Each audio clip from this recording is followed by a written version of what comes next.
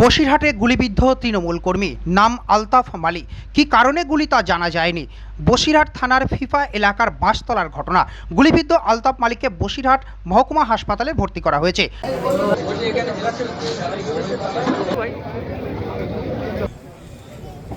ঘটনাস্থলে ছড়িয়ে রয়েছে বোমা। ঘটনাস্থলে বসিরহাট থানার পুলিশ। এখানে দুজন দুষ্কৃতী মোটরসাইকেলে করে এসে এই মেহতাবের জেরক্সের দোকানে আলকাপ বলে একটা ছেলে জেরক্স করছিল, তাকে গুলি করে চলে গিয়েছে এবং যাওয়ার সময় বোমের প্যাকেট দোকানের সামনে হাকিমের দোকানে ফেলে দিয়ে বেরিয়ে গেছে।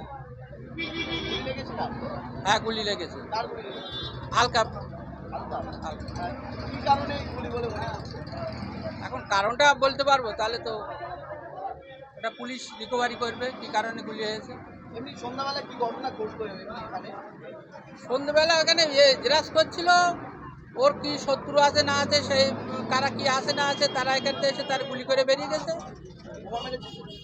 না, বোমা মারিনি। বোমাটা সম্ভবত প্যাকেটে ছিল, নিয়ে যাচ্ছিল রাস্তায়, মানে সামনে এক দোকানে ফেলে দিয়ে বেরিয়ে গেছে।